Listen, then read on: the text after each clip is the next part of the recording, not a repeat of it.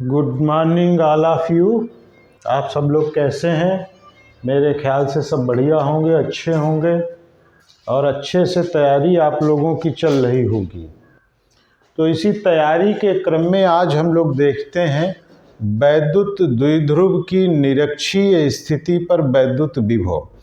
इस पर detail question यानी डेरिवेशन को भी आ सकता है, अन्यथा एक नंबर में आपसे डायरेक्ट पूछ लेते हैं कि वैद्युत द्विध्रुव के निरक्षीय स्थिति पर वैद्युत विभव बता दीजिए।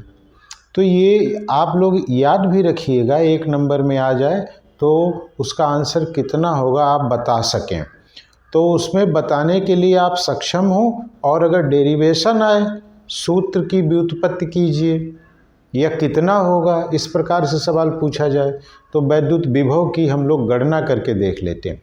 पहले तो हमने देखा कि वैद्युत विभव अक्षीय स्थिति पर कितना होगा, तो आपने बताया था कि B बराबर KP/R² होता है। तो निरक्षीय स्थिति पर भी देख लेते हैं। तो जैसा कि आप जानते हैं कि जो वैद्युत द्विध्रुव होता है वो एक -q आवेश एक +q आवेश से मिलकर बना होता है। उन आवेशों के बीच की दूरी 2L होती है। तो निरक्षीय स्थिति फिर क्या होगी, तो आप ध्यान रखिएगा, द्विध्रुव के बीचों बीच आप एक लंब खींचिए। आप एक लंब का मतलब है दोनों तरफ 90 डिग्री का अंश हो, कोण बने। तो ये लंब है पूरा, इधर भी 90 डिग्री, इधर भी 90 डिग्री। तो ये जो लंब डाला है आपने बीचों बीच से, इस पर कोई भी बिंदु लीजिए, कहीं पर भी लीजिए। मान लीजिए आपने यहाँ ले लिया P, तो यही निरक्षीय स्थिति है। इसी पर हमें वैद्युत विभव ज्ञात करना है। तो देखिएगा, और ये भी L होगी।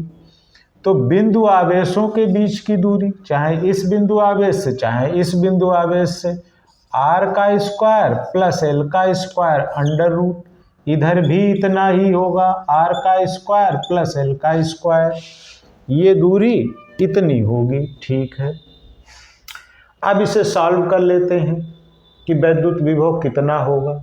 अच्छा, दोनों दूरियां बराबर हैं, देख लीजिए। तो फिर उसी तरीके से V = B + Q + V - Q। अब देखिए B + Q बताइए कितना होगा। आप जानते हैं KQ/Q, और बिंदु P के बीच की दूरी यही तो है, तो लिख लीजिए √R² + L²। और V - Q फिर कितना होगा, तो K - Q बटे बीच की दूरी उतनी ही होगी, R² + L²। यहाँ देख लीजिए, यहाँ से यहाँ तक की दूरी कितनी, इतनी ही तो है, दोनों दूरियां बराबर हैं। अब दोनों को हम यहाँ ऐड कर लेते हैं। तो V = KQ बटे √R² + L²। यहाँ प्लस है, K - Q। ये जो माइनस है ये K माइनस मत समझिएगा, Q चार्ज माइनस है, K - Q। तो -Q का मतलब निगेटिव चार्ज है, अपान √R² + L²। अब माइनस और प्लस क्या होता है, माइनस हो जाता है। तो देखिए R² + L² माइनस KQ बटे √R² + L²। KQ इसमें कॉमन है, बाकी सब ब्रैकेट में ले लेंगे। 1 बटे √R² + L² माइनस 1 बटे √R² + L²। तो ये तो ठीक है, लेकिन यहाँ कितना आ जाएगा। आपको पता है कि माइनस के पहले जितनी संख्या और माइनस के बाद ही उतनी संख्या हो तो हमेशा 0 आएगा कि नहीं।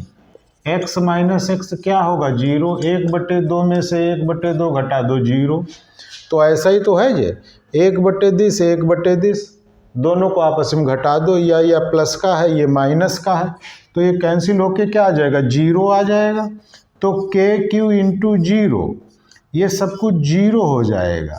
इसका मतलब ये हुआ कि वैद्युत द्विध्रुव की निरक्षीय स्थिति पर वैद्युत विभव शून्य होता है। दूसरी बात आप ये देखिए, कभी कभी चूंकि पेपर बहुत नज़दीक है तो अगर आपको यहाँ पर ये याद न रहे तो यहाँ आप मान लीजिए A और P, तो यहाँ मान लीजिए B और P, तो यहाँ आप क्या लिख सकते हैं, यहाँ अंडर रूट में लिख सकते हैं। देखिए प्लस वाले से दूरी कितनी है, AP है, लीजिए AP लिख लीजिए, यहाँ BP हो जाएगा, फिर यहाँ AP और यहाँ अंडर रूट में क्या BP, और AP और BP कैसे हैं, बराबर हैं। जब ये दोनों बराबर हैं तो कैंसिल होके 0 आ जाएगा। तो अगर जल्दबाजी में कहीं ये under root R square plus L square उन बच्चों के लिए है जिन्होंने पहले से पढ़ाई नहीं की, प्रैक्टिस ठीक से नहीं की है, तो मौके पर याद नहीं आ रहा है, तो आप ऐसे करके लिख लीजिए।